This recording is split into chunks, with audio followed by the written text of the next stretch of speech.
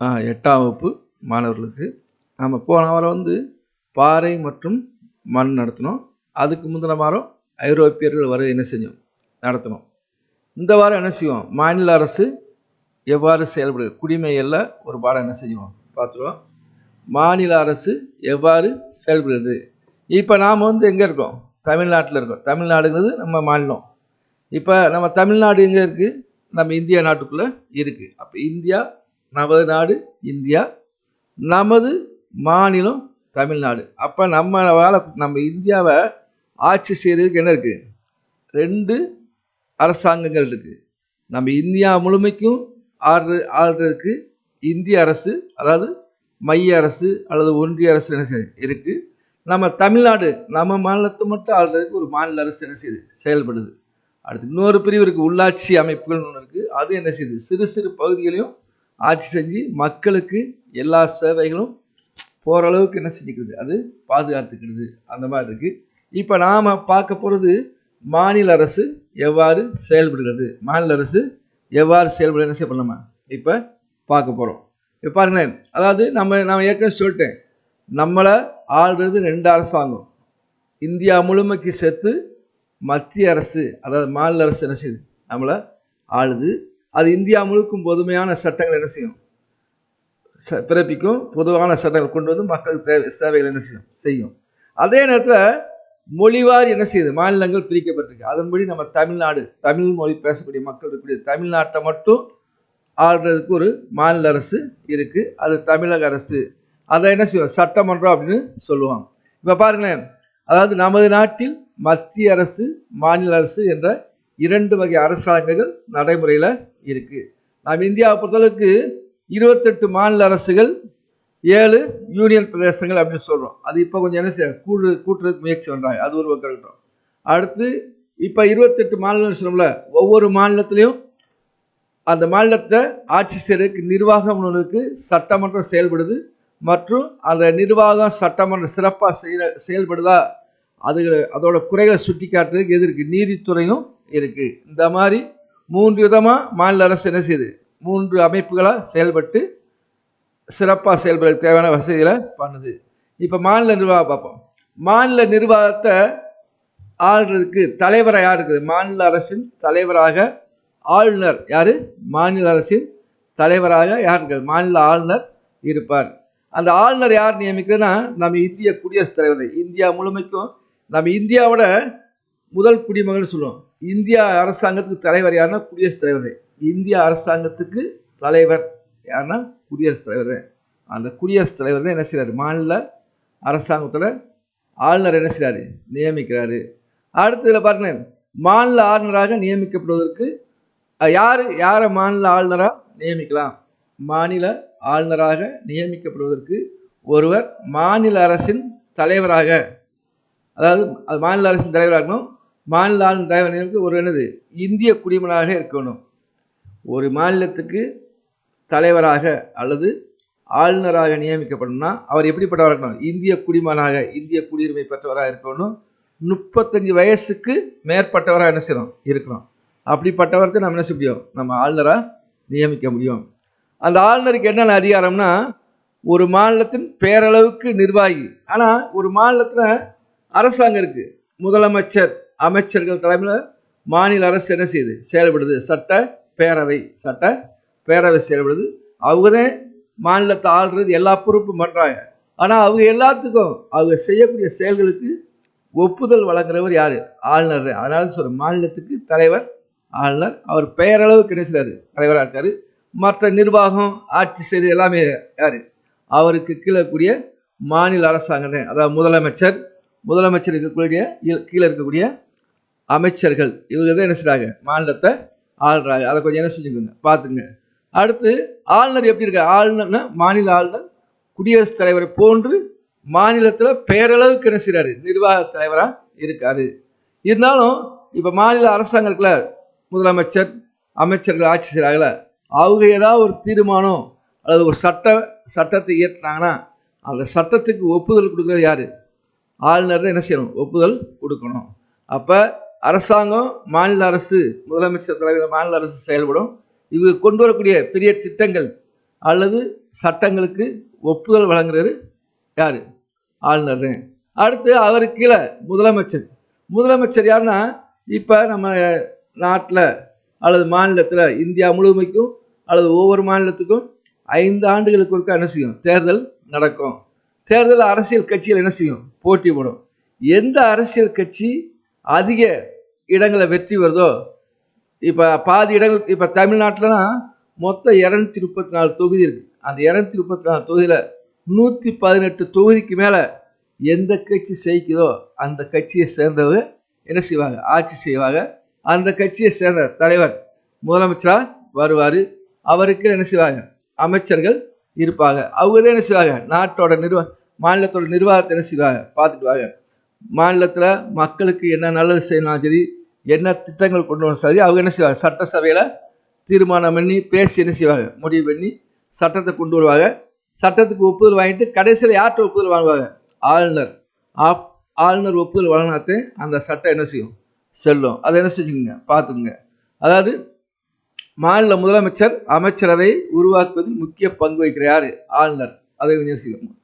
அமைச்சர் முக்கிய பங்கு வகிக்கிறார். முதலமைச்சரின் ஆலோசனையின் பெயரில் அமைச்சர்களை ஆளுநர் நியமிக்கிறார்.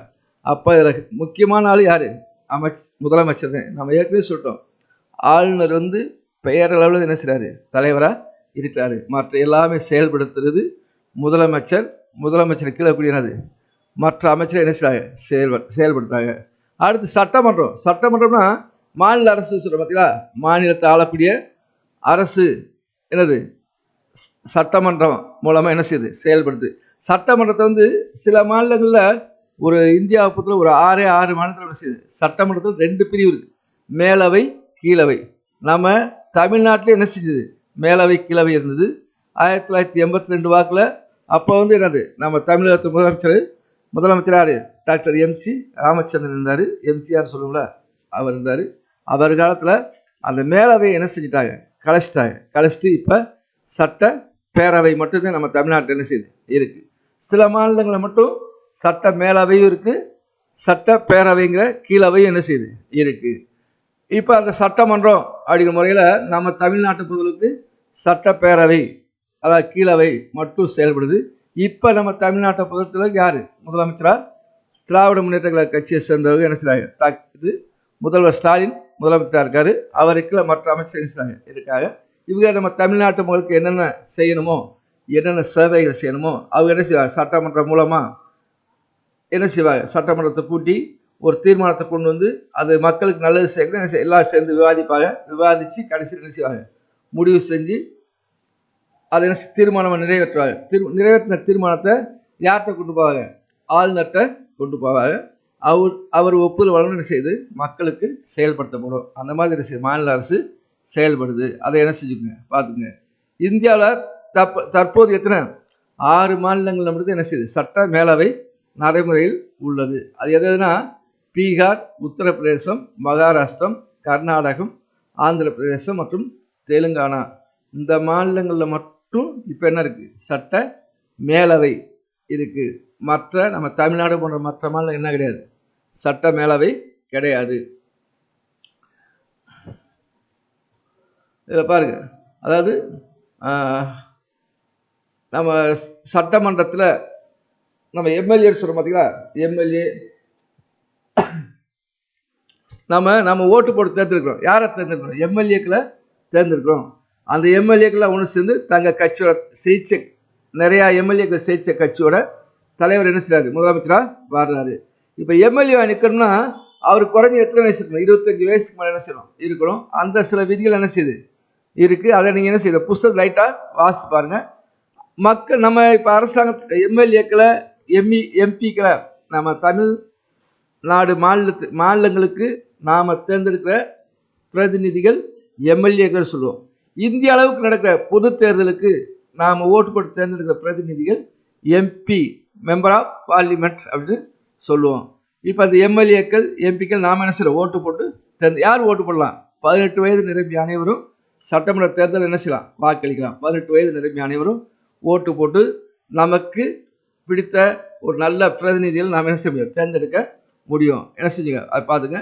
நம்ம தமிழ்நாடை பொறுத்தளவுக்கு சட்டப்பேரவை, சட்டமன்ற பேரவை மட்டும் இருக்கு, மேலவை கிடையாது.